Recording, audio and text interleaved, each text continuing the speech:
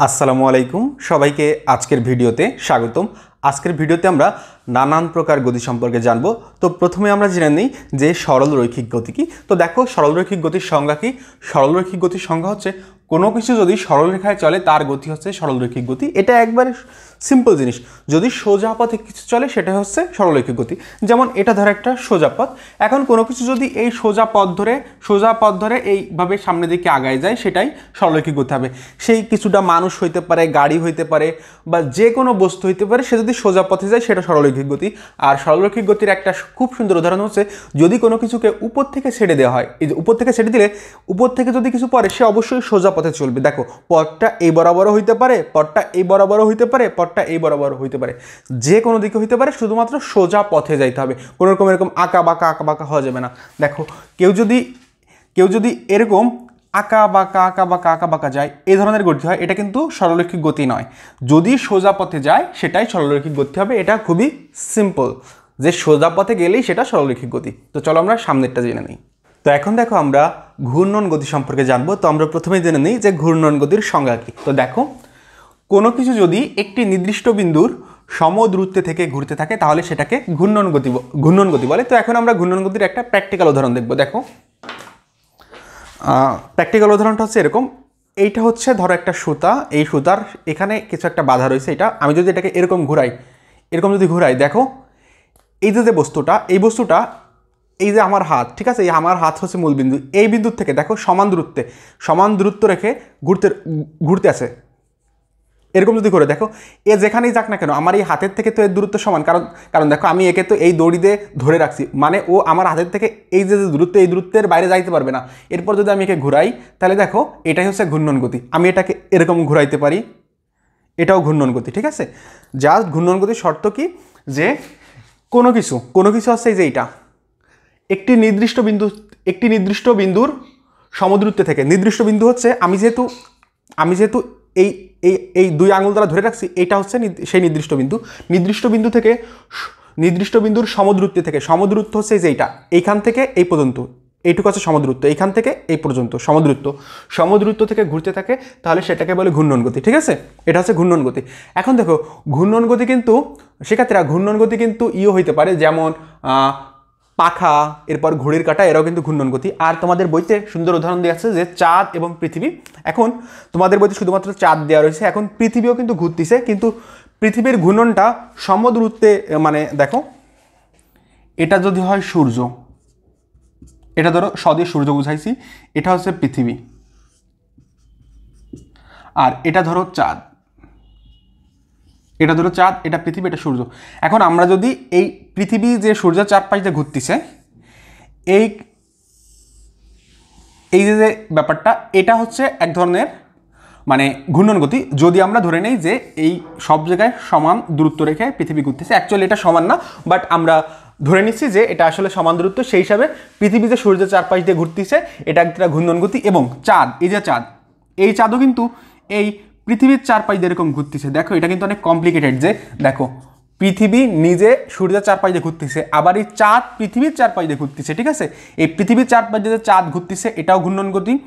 আর এই সূর্যের চারপাশ দিয়ে যে এই পৃথিবী ঘুরতেছে, এটাও ঘূর্ণন গতি। আবার সূর্যও কিছু একটা চারপাশ দিয়ে ঘুরতেছে, সেটাও ঘূর্ণন গতি। ঠিক আছে, এটা অনেক কমপ্লেক্স, যে পৃথিবী ঘুরতেছে সূর্যের চারপাশ দিয়ে, আবার চাঁদ ঘুরতেছে পৃথিবীর চারপাশ দিয়ে, আবার সূর্য ঘুরতেছে কিছু একটা চারপাশ দিয়ে, কত ঘোরাঘুরি। যাই হোক, এটা হচ্ছে ঘূর্ণন গতির উদাহরণ।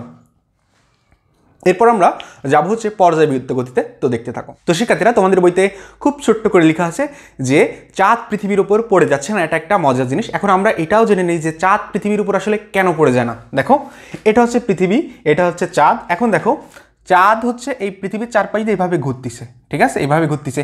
এখন নর্মালি হয় কি, যখন দুইটা জিনিস থাকে, ধরো মহাবিশ্বের যে কোনো দুইটা বস্তু হচ্ছে একে অপরকে আকর্ষণ করে। ঠিক আছে, একে অপরকে আকর্ষণ করে, এটা তোমরা পাবা তোমাদের বইতে আছে।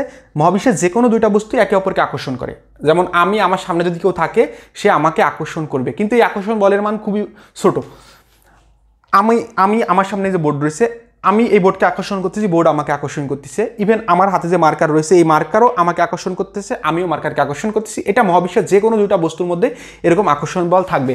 এখন এই আমি আর মার্কারের মধ্যে আকর্ষণ বল তো খুবই কম, কিন্তু পৃথিবী তো অনেক বড়, এই ক্ষেত্রে এই আকর্ষণ বলের মানও অনেক বেশি হবে। ঠিক আছে, এখন এই যে এখানে রয়েছে চাঁদ, এখানে রয়েছে পৃথিবী, ঠিক আছে, তো চাঁদ এবং পৃথিবী তো একে অপরকে আকর্ষণ করবে, তাই না? কিন্তু এই চাঁদ এবং পৃথিবী দুইটাই যেহেতু অনেক বড়, সেহেতু এই আকর্ষণ বলের মান অনেক বেশি হবে। যেহেতু চাঁদের তুলনায় পৃথিবী অনেক বড়, সেহেতু এই পৃথিবী চাঁদকে নিজের দিকে টানবে, তাই না? ধরো দুইটা, একটা বড় একটা ছোট, একে এর দিকে টানতেছে, একে এর দিকে টানতেছে, এখন কে কার দিকে যাবে? অবশ্যই এই ছোটটা বড়টার দিকে যাবে, তাই না? এরকম যে চাঁদের তো পৃথিবীর এখানে চলে আসার কথা ছিল বা পৃথিবীর উপর পড়ে যাওয়ার কথা ছিল, এরকম না যে উপরের নিচে পড়বে, সেক্ষেত্রে এইখান থেকে ওইদিকে যাবে, এইখান থেকে এদিকে যাবে, এখানে পড়ে যাওয়া ব্যাপারটা না, ব্যাপারটা হচ্ছে একে আরেকজনের সাথে যায় চুম্বকের মধ্যে লেগে যাবে। এখন এইখানে থাকলেও এর সাথে লাগবে, এখানে থাকলেও এর সাথে লাগবে, ঠিক আছে? এটাকে তুমি ফ্ল্যাট কল্পনা করবো যে এখানে চাঁদ রয়েছে, চাঁদ এখানে থাকা অবস্থায় এখানে চলে আসবে, এখানে থাকা অবস্থায় এখানে চলে আসবে, কারণ একে অপর কিন্তু টানতেছে যে জায়গায় থাক না কেন। ধরে নিলাম এই দিক বরাবর টানতেছে,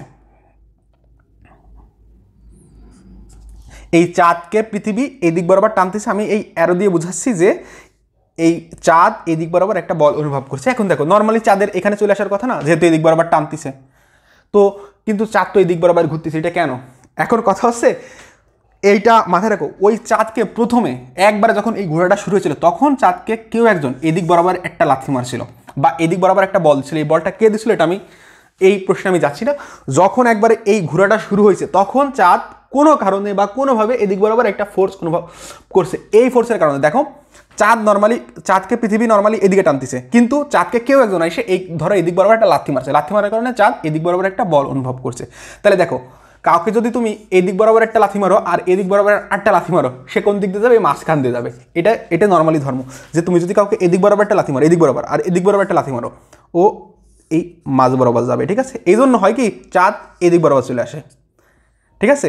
এরপর ধরো যখন চাঁদ এইখানে, তখন ওকে পৃথিবী এই দিক বরাবর টানতেছে, আর চাঁদের তো এই দিক বরাবর একটা ছিলই, মানে ও তো এই দিক বরাবর যাচ্ছিলই নর্মালি, ঠিক আছে? আর হচ্ছে পৃথিবী এদিক বরাবর টানতেছে, তখন কী হবে? তখনও এই মাঝামাঝি বরাবর আসবে। ঠিক একইভাবে এখানেও এদিক বরাবর হচ্ছে এদিক বরাবর পৃথিবী টানতেছে, আর এদিক বরাবরও তো নর্মালি যাচ্ছিল, তো কোন দিক বরাবর যাবে? এই মাঝামাঝি বরাবর যাবে, ঠিক আছে? এই কারণে চাঁদ পৃথিবীর চারপাশে দিয়ে ঘুরতে থাকে। তো এই জিনিসটি তোমাদের বইতে যদিও নেই, মানে এখন পর্যন্ত নেই, তাই আমি এরপরও এটা অনেক মজার জিনিস, এই জন্যই তোমাদেরকে দেখাই দিলাম যে চাঁদ কেন পৃথিবীর উপরে পড়ে যায় না, ঠিক আছে? এটাকে আমি তোমাদের ইসের মতো করে দেখাই দিই। দেখো নর্মালি তো এইটা আমি যদি ছেড়ে দিই, এটার নিচে পড়ে যাওয়ার কথা, কিন্তু আমি যদি একে দেখো, এটাকে এই হাত দ্বারা তো এই দড়িদের নিচের দিকে টানতেছি, এটা হচ্ছে এই বলটা।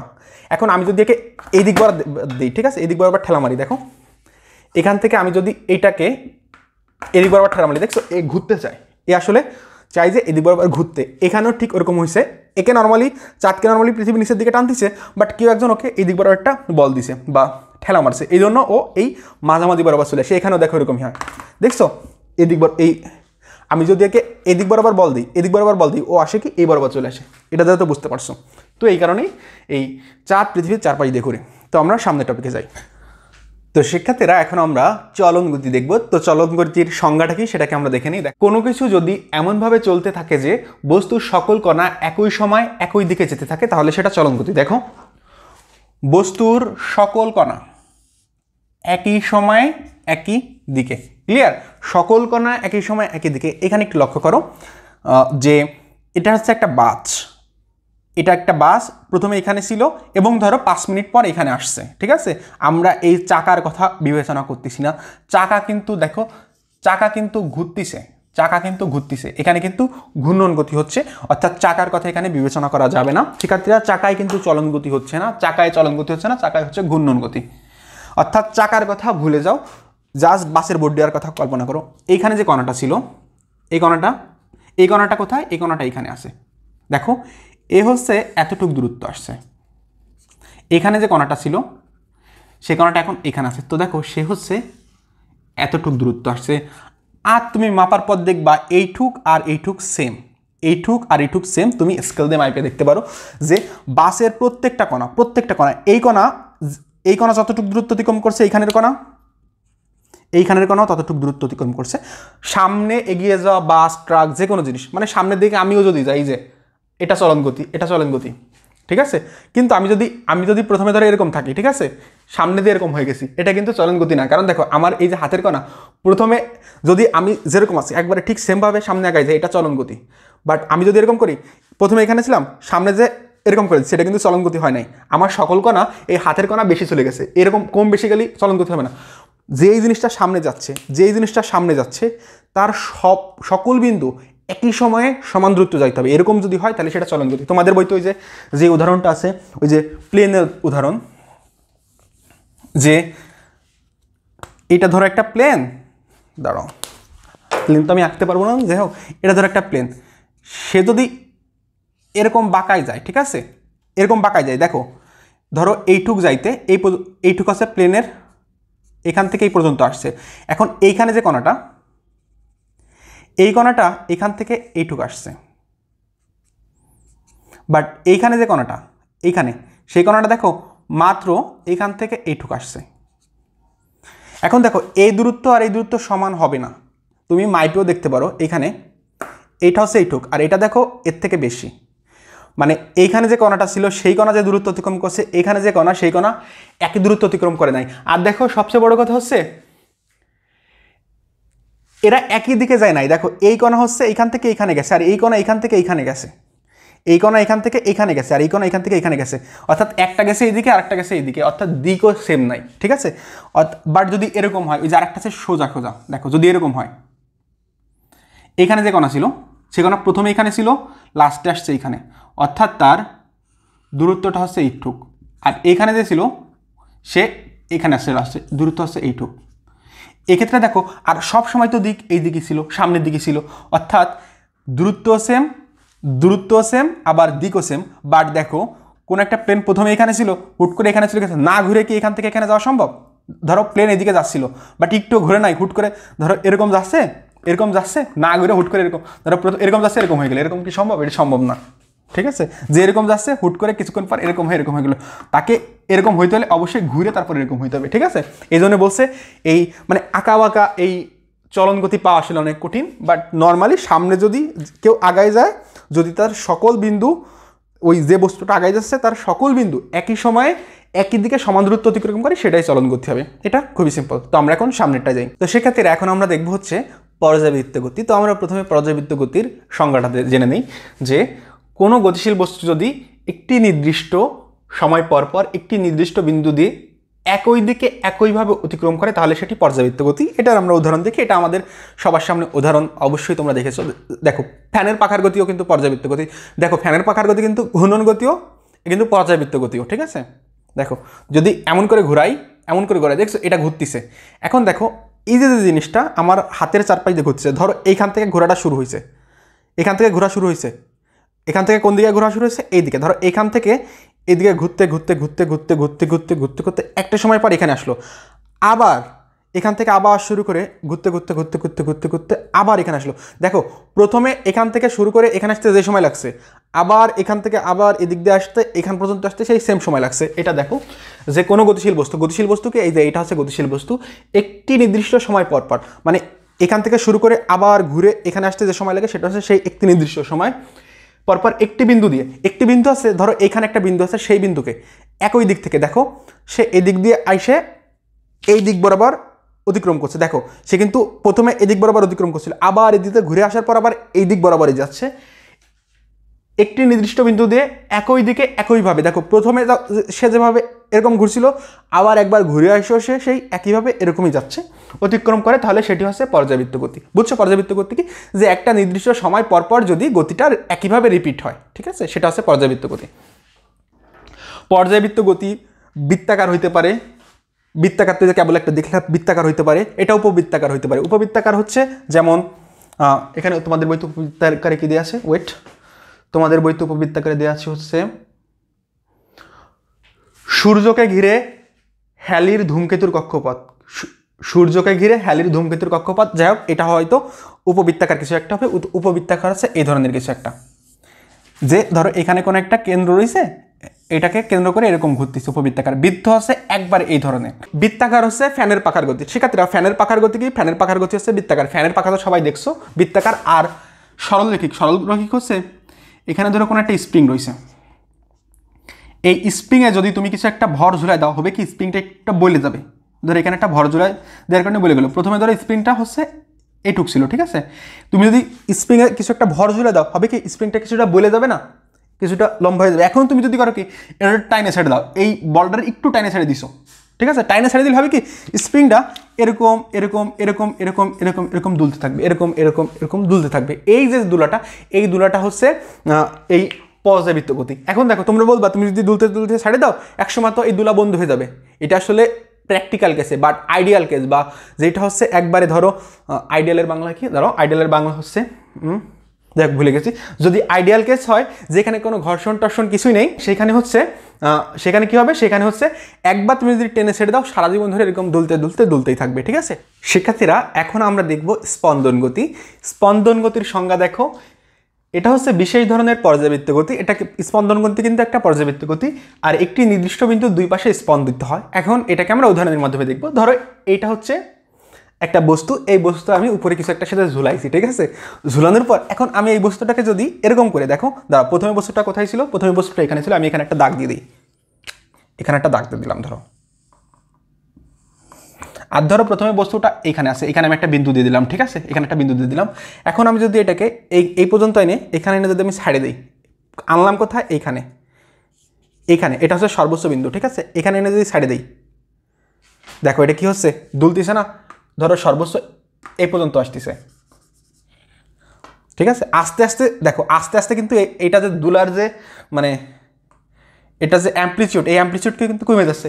কিন্তু যদি আইডিয়াল কেস হয় সেই কেসে কিন্তু এরকম হবে না। সেই কেসে আমি প্রথমে যে এখান থেকে ছাড়ছিলাম ও এই পাশ থেকে আবার সেখানে আসবে, এরকম সারা জীবন চলতে থাকবে। এটা হচ্ছে আইডিয়াল কেসে। বাট বাস্তব কেসে যেহেতু এখানে অনেক ঘর্ষণ রয়েছে, আমি যেটার সাথে বাঁধছি সেটাইও আসলে ঘর্ষণ রয়েছে, সেই কারণে এটা আসলে আস্তে আস্তে ছোটো হয়ে যাচ্ছে। এখন দেখো একটা পর্যায়কাল হচ্ছে এখান থেকে ছাড়িয়ে দিলে এই যে গেল, এটা হচ্ছে একটা পর্যায়কাল, আবার এখান থেকে গেল এখানে আসলো, এটা আর একটা পর্যায়কাল। দেখো এটি এক ধরনের বিশেষ পর্যাবৃত্ত গতি। পর্যাবৃত্ত গতি কি ছিল, যে একটা সময় পর পর, নির্দিষ্ট সময় পর পর একটা নির্দিষ্ট বিন্দু থেকে একই দিকে সেই গতিটা রিপিট হবে। এই দেখো এখান থেকে আমি ছাড়িয়ে দিলাম, এখানে গেল, এখানে আসলো, একটা নির্দিষ্ট সময় পর পর।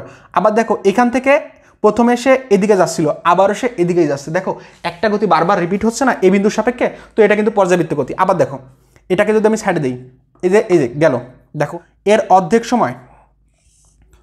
সময় সে এদিকে যাচ্ছে। পর্যায়কাল দেখো এর পুরো একটা পর্যায়কাল, এই যে এটা হচ্ছে পুরো পর্যায়কাল। দেখো পর্যায়কালের অর্ধেক সময় এদিকে যাচ্ছে, অর্থাৎ এই বিন্দুর সাপেক্ষে পর্যায়কালের অর্ধেক সময় সে একদিকে যাচ্ছে এবং পর্যায়কালের বাকি অর্ধেক সময় সে আরেক দিকে আসতেছে। দেখো পর্যায়কালের অর্ধেক সময় সে এইদিকে যাচ্ছে, বাকি অর্ধেক সময় সে এইদিকে আসতেছে, ঠিক আছে। আর হচ্ছে এই বিন্দুর সাপেক্ষে, একটি বিন্দুর সাপেক্ষে একটি নির্দিষ্ট বিন্দু দুই পাশে স্পন্দিত হয়। দেখো এই বিন্দুর এই পাশে এবং এই পাশে একটি নির্দিষ্ট বিন্দু দুই পাশে স্পন্দিত হচ্ছে, ক্লিয়ার। সেই বিন্দুটা হচ্ছে মাঝখানে যে বিন্দু, সেই মাঝখানের বিন্দু দুই পাশে স্পন্দিত হচ্ছে এবং সে পর্যায়কালে, দেখো পর্যায়কাল হচ্ছে এই যে দেখো এটা হচ্ছে পর্যায়কাল, এই যে পর্যায়কাল শেষ, বুঝছো। এখান থেকে আমি ছেড়ে দিই, পর্যায়কাল শেষ, এখান থেকে ছেড়ে দিই, অর্ধেক পর্যায়কাল শেষ, ফুল পর্যায়কাল শেষ। এখান থেকে এ পর্যন্ত আসলে অর্ধেক পর্যায়কাল, এখান থেকে পর্যন্ত আসলে ফুল পর্যায়কাল, ঠিক আছে।